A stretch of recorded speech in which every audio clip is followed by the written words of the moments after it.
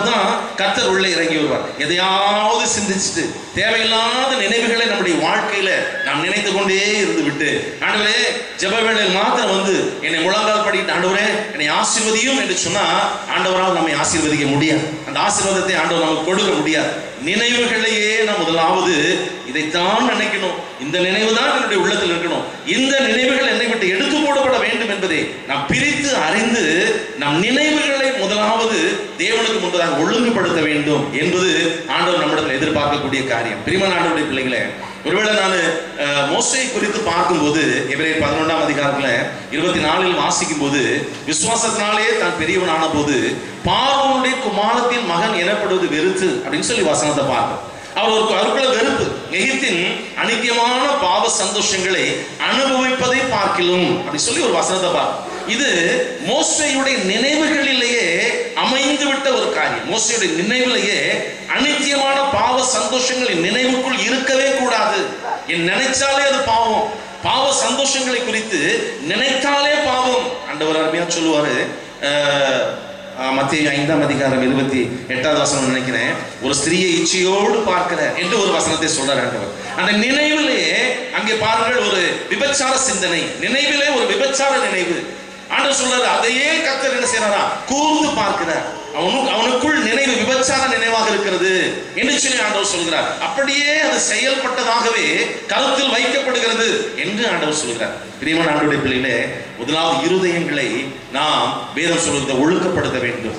நினைவுகளிலே ஒழுங்கு வேண்டும், நினைவுகள் ஒழுங்கு வேண்டும். இல்லை என்று சொன்னால் ஆண்டவர் பாருங்க, அதான் மெல்ல மெல்ல மெல்ல யாக்கோபு, மறுபடியும் யாக்கோபின் புத்தகத்தை திருப்பி பார்ப்போமானால், ஆண்டவர் யாக்கோபு 1ஆம் அதிகாரத்துல நாம் வாசிக்கும் போது அவர் ஒரு அருமையான ஒரு விளக்கத்தை அங்கு சொல்வார். எப்படி நினைவு ஸ்டெப் பை ஸ்டெப்பாக ஒரு மனிதனை கரைப்படுத்தி அவனை பாவத்திற்குள் தள்ளுகிறது என்று சொல்லி நாம் வேதத்தில் வாசிக்கும் போது, யாக்கோபு 1ஆம் அதிகாரம் 14-15, யாக்கோபு 1:14-15 வாசி பாருங்க. அவனவன் தன் சுய இச்சையினாலே இழுக்கப்பட்டு சிக்குண்டு சோதிக்கப்படுகிறான்.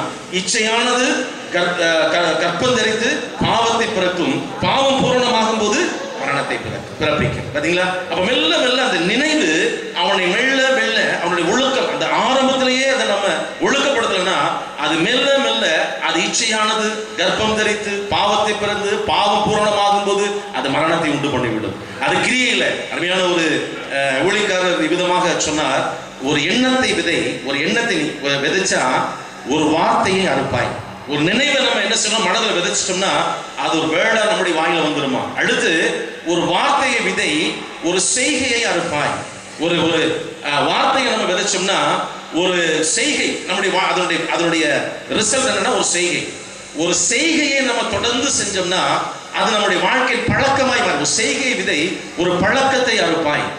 செய்கை தொடர்ந்து இன்னைக்கு செய்யற தப்பு ஒருவேளை அதை சுதாரிக்கலன்னா அதை தொடர்ந்து செஞ்சோம்னா அதுவே நம்முடைய வாழ்க்கையின் பழக்கமாய் மாறி போகும். அடுத்து ஒரு பழக்கத்தை விதை ஒரு குணத்தை, அது கேரக்டரா மாறி போகும். அந்த routine practice will become our personal character. அது நம்முடைய தனிப்பட்ட குணமாய் மாறி போய்விடும். ஒரு குணத்தை விதை ஒரு விதியை நீயே உருவாக்கி விடுவாய். அது நல்லதோ கெட்டதோ, நீங்க அது இத்தனைக்கும் ஆரம்பம் எங்க, ஒரு நினைவு. அந்த நினைவிலிருந்து புறப்படுகிற ஒரு காரியம். அந்த நினைவின் ஆழத்தில் அதை ஒழுங்குபடுத்தவில்லை என்று சொன்னால் கடைசியில் விதியை நாம் சென்று சேர வேண்டிய நிலைமை வரும். அது நல்லதா அல்லது கெட்டதா என்பதை அந்த நினைவிலேயே நம் ஒழுக்கத்தை கொண்டு வருவோமானால் மாத்திரமே ஜெயிக்க முடியும்.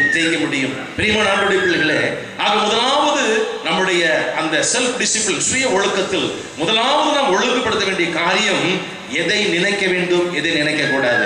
ஒருவேளை இந்த நாள் வரையிலும் பல வேளைகளில் நம்முடைய நினைவுகள் தேவனுக்கு பிரியம் அல்லாத, ஒருவேளை நான் நினைக்கிறது ஆண்டவர் கண்டுகிட மாட்டார் என்று நினைக்காதீங்க. ஆண்டவர் நினைவுகளை தூரத்திலிருந்து அறிகிறார். மனசுக்குள்ள என்ன நினைக்கிறோங்கிறத தூரத்திலிருந்து அறிகிறார். அசுத்த நிலை உள்ள மனிதனை பசுத்த ஆவியானவர் நிரப்ப முடியாது. அசுத்த கரைகள் நினைவுகள் உள்ள இடத்துல தேவன் ஜெபத்தை கேட்க முடியாது. நினைவுகளை ஒழுங்குபடுத்த வேண்டும். அருமையான எமில் ஜெபசிங்கனுடைய பாடல், அவர் என்ன உணர்வு பாடினாரு தெரியாது. பாரும் தந்தையே என் உள்ளத்தை யாரும் காணா உள் அலங்கோலத்தை. நினைவுகளை ஒழுங்குபடுத்த ஒரு விஷயம், அந்த ஒரு அடி பாடலாம் எல்லாருமா. என்னுடைய உள்ள காலத்துல நம்ம எல்லாருக்காக சேர்ந்து அந்த பாடலை பாடலாம். ஒருவேளை இந்த இதுவரையிலும் உங்களுடைய நினைவுகளிலே தடுமாறிக்கொண்டு இருந்திருப்பீர்கள். ஆனால் நான் சொல்றது வெறும் அசுத்த சிந்தனைகள் மாத்திரம் அல்ல, எல்லாம் அப்படிதான். ஒரு மனிதனை கொல்லணும், ஒரு மனிதனை அடிக்கணும் செய்யணும்னா அங்கே இந்த கோப நினைவு தான் கிரியையாய் மாறுகிறது. அதுதான் நம்முடைய வாழ்க்கையை கெடுக்கிறது. ஆகவே முதலாவது நினைவுகளை ஒழுங்குபடுத்த நம் தேவ கரத்திலே நினைவை, ஆண்டவரே பாரும் தந்தையே என் உள்ளத்தை, யாரும் காணாத உள்ள அலங்கோலத்தை மனமொந்து மருளுகிறேன், பரிசுத்தம் கெஞ்சுகிறேன். பழம் சொல்றோம்.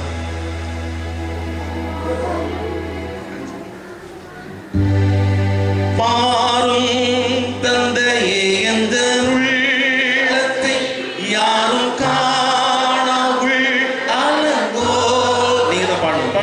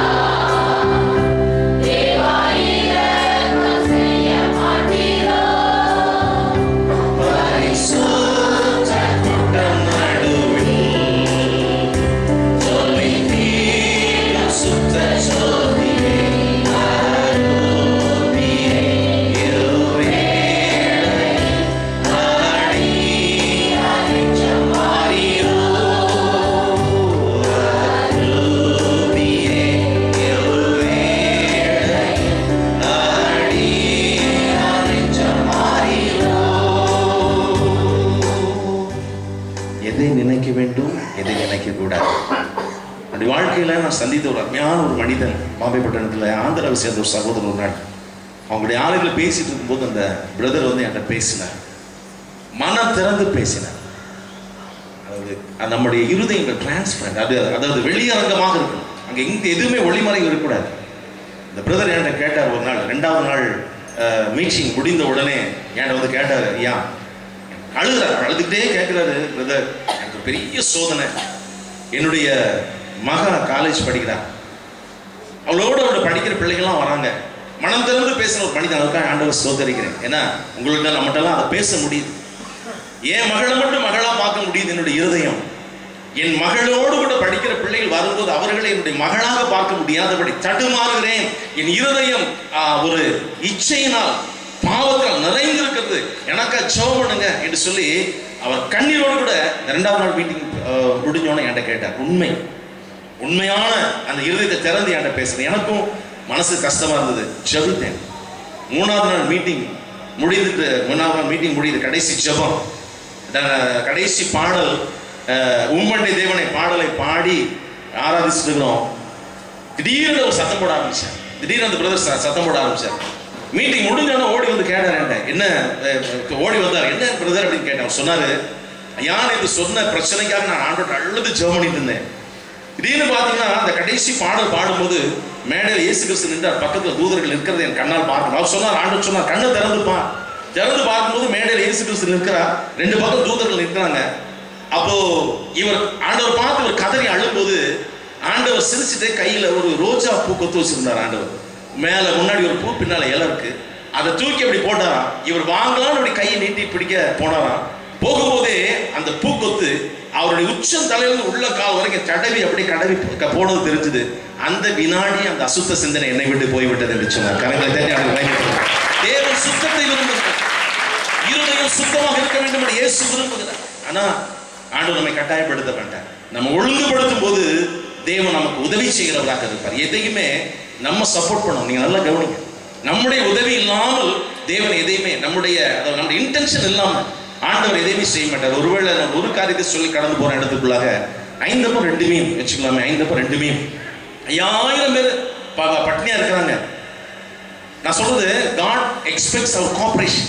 ஆண்டவர் நம்முடைய ஒத்துழைப்பை எதிர்பார்க்கிறார். அப்பதான் நம்முடைய வாழ்க்கையில் செயல்பட முடியும். அதுக்காக தான் நம்ம உள்ளத்தை ஒழுங்குபடுத்தும் போதுதான் ஆண்டவர் செயல்பட முடியும். அவர் நம்முடைய ஒத்துழைப்பை எதிர்பார்க்கிறார் ஆண்டவர். நீங்க அவர் எனக்கு ஒரு பொறுப்புமே இல்லை, ஆண்டவர் எல்லாத்தையும் பார்த்துக்கணும்னு சொன்னீங்கன்னா ஆண்டவர் செயல்பட மாட்டார். அந்த 5 அப்பம் 2 மீன் நான் திங்க் பண்ணி பார்த்தேன்.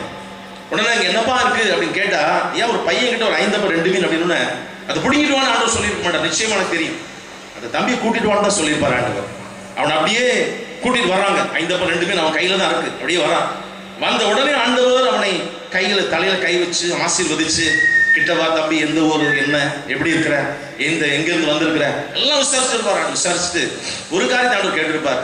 பாத்தியா 5000 பேர் இருக்கிறாங்க, எல்லாரும் பசியா இருக்கிறாங்க, நீ இத என்கிட்ட கொடுப்பீன்னா நான் 5000 பேருடைய பசியை தீர்க்க முடியும், நீ தருவியா என்று அவனுடைய பர்மிஷன் ஆண்டவர் கேட்டிருப்பாரு. ஏன்னா நான் ஏன் சொல்ல வரேன்னா, அதே வனாந்தரத்துல கல்லுகளை அப்பமாக்கி இந்த ஜனங்களுக்கு கொடுக்க ஆண்டவரால் முடியும். ஆனாலும் தேவன் அவருடைய பிள்ளைகளாக நம்முடைய ஒத்துழைப்பை தேவன் எதிர்பார்க்கிறார்.